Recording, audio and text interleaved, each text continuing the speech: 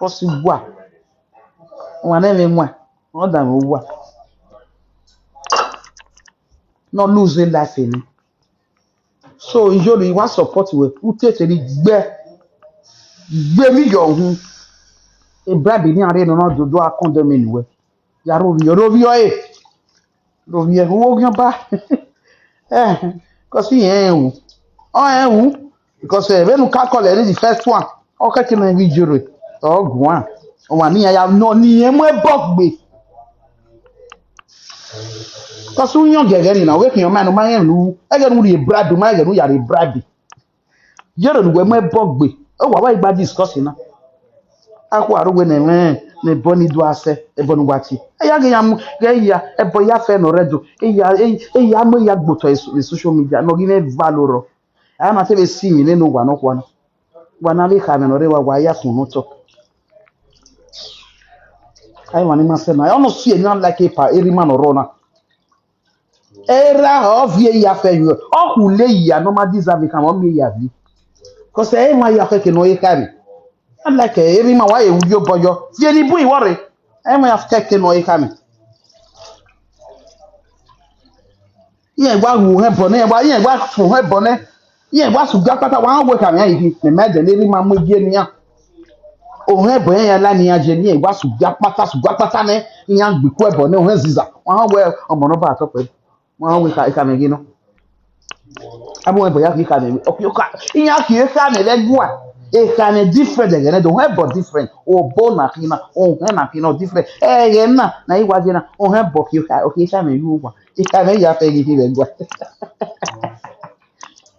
Eh,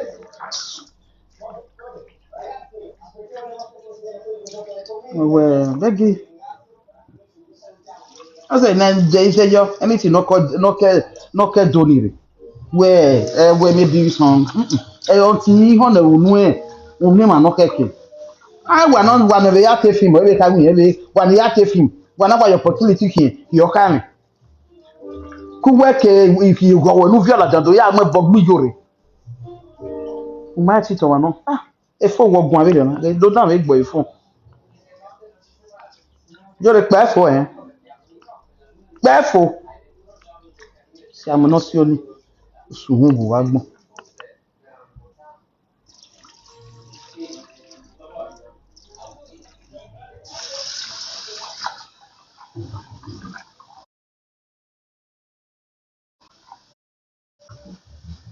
You don't look back. I don't know deny the man I go ahead.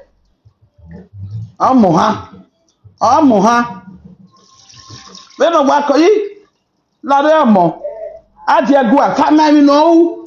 Wa munu wa beat around wa me no gie we wa me no ma gie mini we mi we ya wu abe force we ate boni ma si we ko ko so ma si we teko won gbe ka mi jode we ime eri agi o ah ute to fo we fo umo dogboto je ne pe nu wa dan mi fo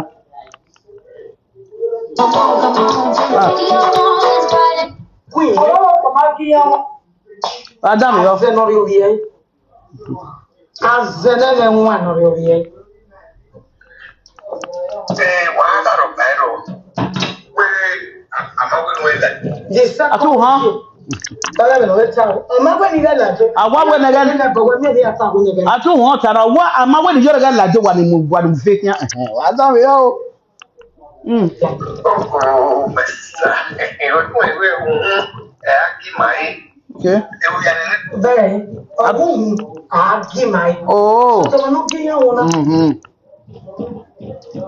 Ye mo le gbe ade ko so keke ni mi mata. wa mi o Agi yan wo bi yan. wa mi my sister mi o ọkọ̀ mẹ́sìsà ọdún ìwé ohun ẹ̀ á kí màáyé. Ewu ya ni lẹ́wà ní ọwọ́ yẹn ò rẹ̀ ẹ̀ á kí ebi náà pẹ́ láti yàn èdè náà fi ọ̀rẹ́ pé náà yà máa wẹ̀ máa ẹ̀ pè jẹ́ ẹ̀ orí nù pé náà yà pẹ̀ ní ìdílé láti yàn pé náà kẹ́ ẹ̀ yọ ẹ̀ ayé àwòrán. Mo ni sori atako we ga ni obara we festival.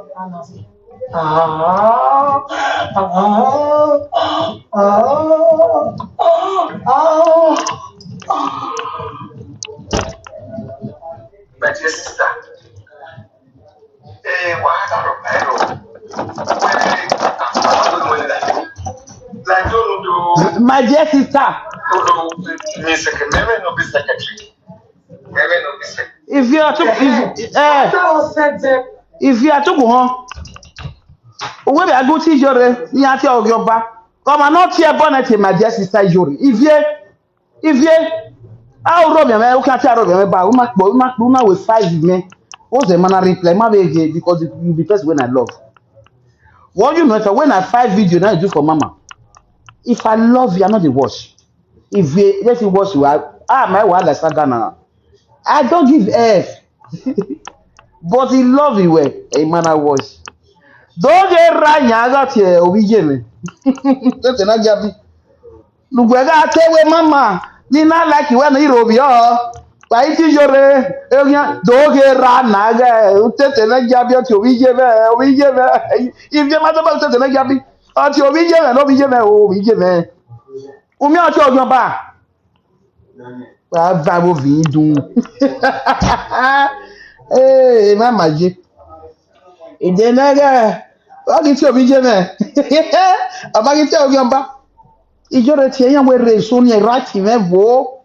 Ya na ti Iyore na le mommy we buy respect oge.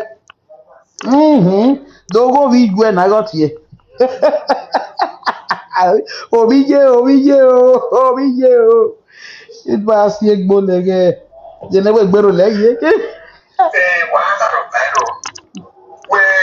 I'm a win. The second you.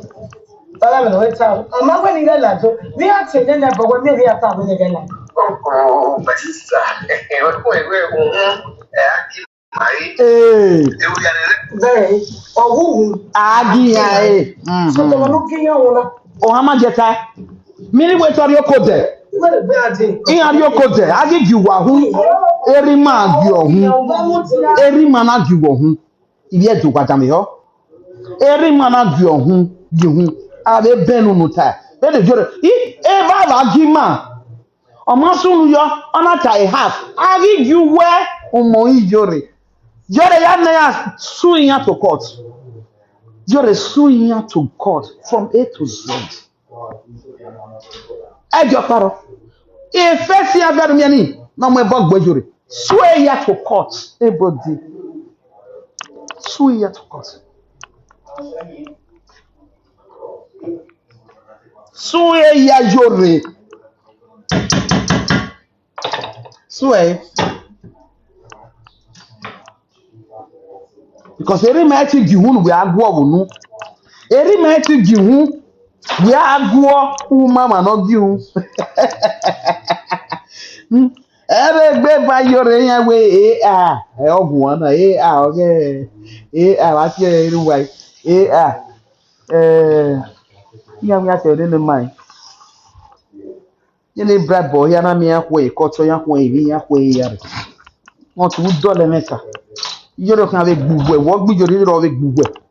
Because we ti disgrace okwo ni at the end of the man no gie we no ya no ti no ati Ogyoba. Ti na man no ye gie we. Iyore gie na. Ama no gie o. We na be amugwa no kwa gboto. You deny ogwa no kwa. So we na deny ogwa no kwa. Utetenegiaba. We na deny ogwa no kwa. Edo isi agbo mi wagbo edo. Utete dina ogwa no kwa. Utete dina ogwa no kwa. Oh we je pe onu wa na ho. Azeno ri Azene nwa no ri. Wahala ro bairo. I'm a win. The second you. Tala me no eta. Ama we ni gala to. Bi ati ne na bo we me bi ata. Wa gbige ma du wa ho. Wa ho a. De ne we gbele won we ifa. Very. Owu agi mai. So to no kiyan wona. De ne we gbe wo je kini mo ifa mo dagbe. Azeno ri. Azene nwa no ri. Wahala ro bairo. where amagwe nwela. The second audio. Bala me no wait out. Amagwe ni la jo. Me a train na bo me be ata we ne la. Oh, my sister. My sister. This is sweet. The Agbalegbo. My sister. Oh, tell me toast Iyore. Na mami no the voice right. My sister, we queen nwa give my. I don't marry someone toast Iyore. With the love this thing, my sister. Iya, every man I got iya. Hey, aba mo boy gwa akawati. Eni Iyore o ma so ge man na yan. De Iyore tai. Every man I got iya wo Utetenegiaba. Oyeri ma iya. Our second God ni na ona iya. O ha mutete. No hia ka mi Iyore. We mo yan ba every man e baba. O gi ma hu. O wiya. Mini weri mama ga ni ya we na de. Hey! Anya. Erika na erima we ga no wa na ta na de rizibo na na mu ya na buru ba ta mi ati e body Iyore na nu gwa sun. Wa ya fe na la dukun wa na do jo press ogun ame. E na yunwa. Ite ye bato. Ni akedo se. Ige video ni ma ye seto. Erizi na gu mu ya buru. Cause aya ti e body Iyore na mu ya buru. The reason I go muya buru. Ima no wa. I ma kaya ti gbare o. Wa de go koko wa ti ororo. Because that thing I say. Eri mana giya. Aga enwe mana buru. Wa u na ma buru. Wa u we gwa na ma buru. Ya na suspend e. Wa u. Wa u. Wa travel. Abi we dore mu. Wa u. Ba bobo.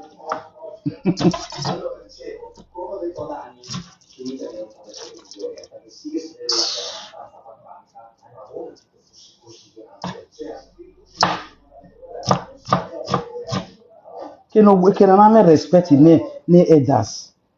O ma bi wo hun ni. So ni we ye sta aye. Wa aye gwa kin. A progressive union. Awiya. Iyore na le audio ave good well because man ye ni wa we man ave gun ase. Man understand. O me ke no se ba me ku gwe ku ni ke ne no ku ya no wa ya gba fun na. Wa yun te vedo. Wa yun se fire me do ni. Because we have a na be moto tie oni so na. O ke we be po diofo. Kimai. Azenori oye. Azenere nwa nori oye. Wahadaro Bairo, where amagwe nwela. The second audio. Bala me no wait out. Amagwe ni la jo. Me a train na bo me be ata we ne la. Oh, my sister. Kimai. Bẹ́ẹ̀ni ọ̀hún àgìmáyé sọtẹ́wọ́n gíyàn azẹ́nọ̀rì òbíyẹ́ azẹ́nẹ̀rẹ̀ ńwá nọ̀rì òbíyẹ́. Wahadaro Bairo, where amagwe nwela. The second audio. Bala me no wait out. Amagwe ni la jo. Me a train na bo me be ata we ne la. Oh, my sister. Kimai. Bẹ́ẹ̀ni ọ̀hún àgìmáyé sọtẹ́wọ́n gíyàn wọn náà. Ìwé lè gbé ajé ìkọ̀sọ̀ kẹ́kẹ́ ní ní ẹ̀wàta. Ọlọ́run bàbá gíyàn wọn ó gíyàn wọn. Wọ́n mú ti ẹ ní mọ́mú. Oh, my sister. Kimai. No, ro. Ebenakpe latia enina Iyore gbena na ya mawe ma egbede we no we na ya gbene ni vio latia Utetenegiaba da no gbe ni vio no. Cause yan ga ata we je ro popo ga ata live video we ni vie wa ya call Utete. Owo wa ya finu were won social media ya na e na e page me ga no. Utete da no vie ni luwe na no ha mana because baba vie ni luwe. No. Why go me baba you there ya go there. E mesu why. When I ye baba when I mo egbo to e mesu wa. E mi le ka mi a wari baba wari yo. When I ye baba ma mi te o ma no sunu. When I wari baba ko da o. Da no vie listen o Utetenegiaba. Eneni. Enu gujo de gwana sisu wo mo ha. Iju e no. No zedo no gbo Utetenegiaba. Wọ́n torí bọ́ọ̀lù àjẹgbẹ̀gbẹ̀ tẹ̀líṣàn gbogbo lárùn ìlà yóò tọ̀ kọ̀sí yẹn àmọ́ egi ènìyàn lárùn ìlà ló gbé ló Utetenegiaba wẹ́ẹ́ má sẹ̀ náà rẹ̀ sínú yàtà lè so tẹ̀líṣàn wẹ́ èlú gbárùn ìlà yóò tọ̀ nù ó tọ̀ wẹ́ yín àmì ọ̀wọ̀ tọ̀ wẹ́ẹ́ má sẹ̀ náà dún ìgbà bọ́tẹ́ èmi yàtà ètò náà rẹ̀ nàìjà èlò ẹ̀rọ èyí wọ́n bẹ social media ọ̀fẹ́ rẹ̀ fi hàn ẹnu yà gbé lárùn ìlà ẹ̀ pápẹ́ràn ọmọ budget. Pakpera ma do no anything you never do. You proud of yourself who be larwe na Iyore. You ya tie bone. Ma me no. Akwa ro we ni do am value mu wa.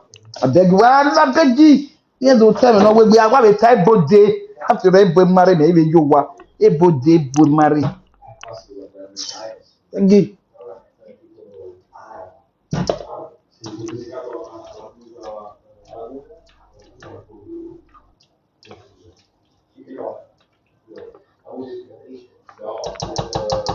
Now they use na who your man?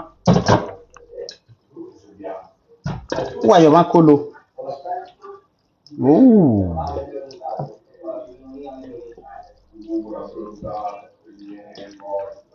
I'm coming, guys.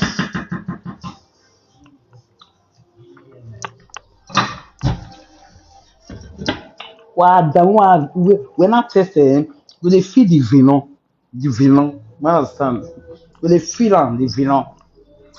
So make aga at least 1 hour or 2 hours. We kolo iremi aga ba. So if you value na be only beans and rice. That is for me.